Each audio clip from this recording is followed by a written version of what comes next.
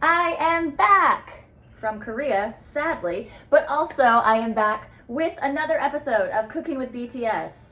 Today is episode 10 and recipe number 11, and interestingly enough, I received the BTS cookbook number 2 just like a week or two ago.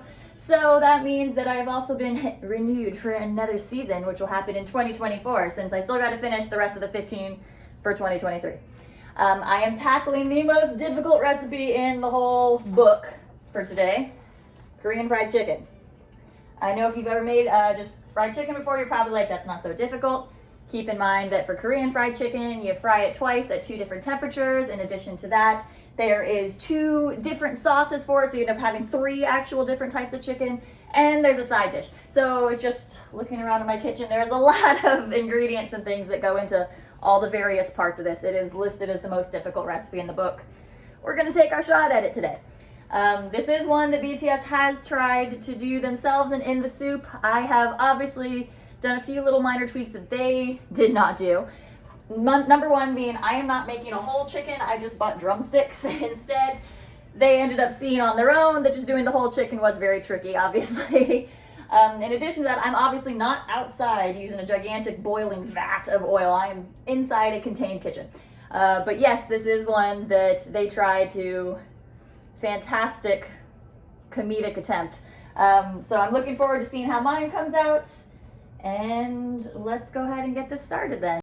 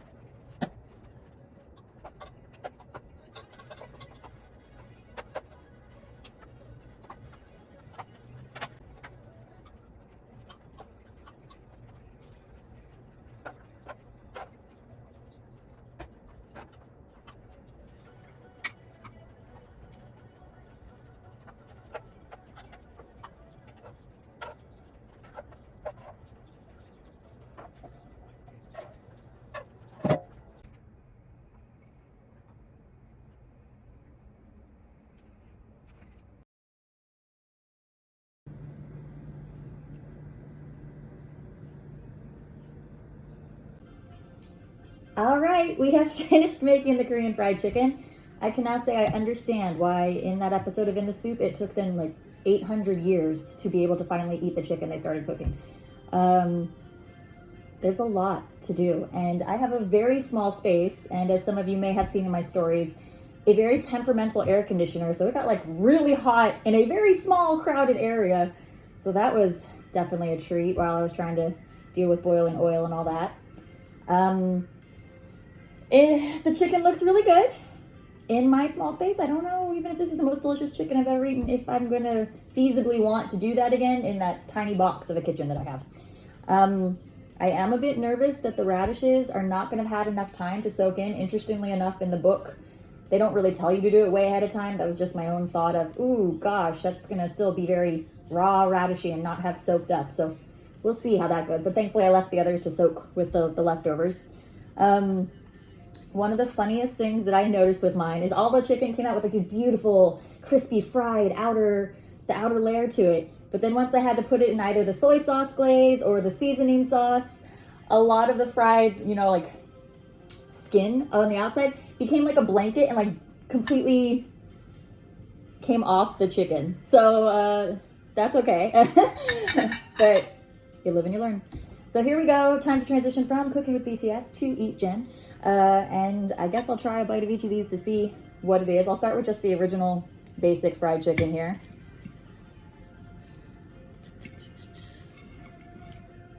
Okay.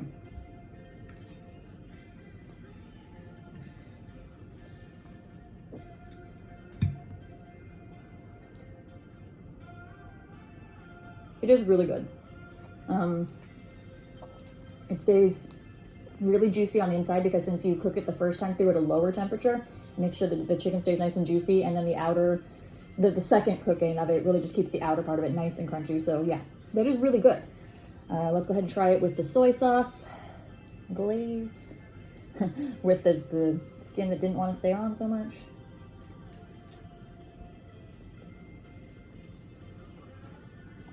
Oh, that's delicious. Oh man, I'm so sad about my tiny kitchen now. That's really good. Okay, that's really, really good. Okay, all right, well, let's try the Yum seasoning one, which is like one of my favorite types of chicken to get, so like, I'm really hopeful, but...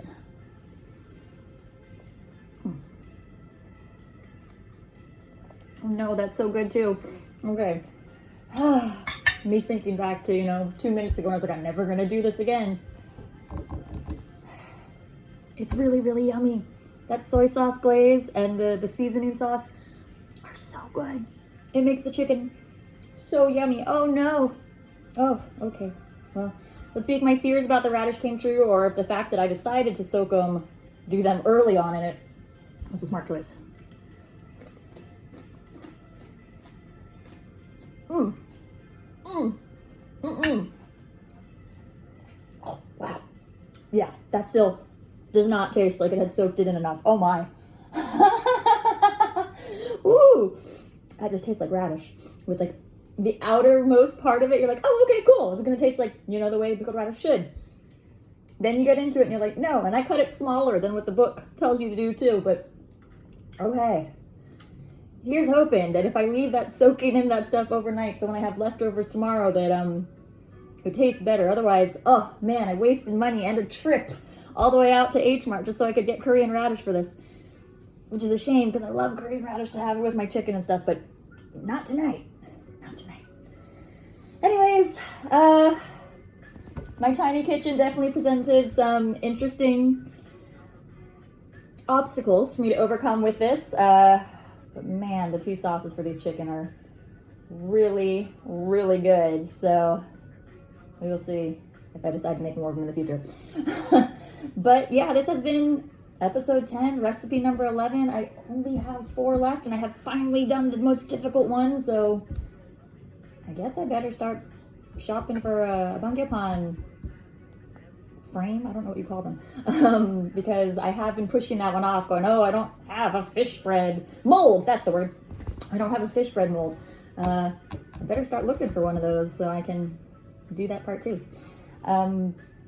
But yeah, I went ahead and did the most difficult one. It's really yummy, very time consuming, far more time consuming than I was expecting. Even having seen what it said in the book, it takes more time than what the book says, just as a heads up. But it is really yummy. So.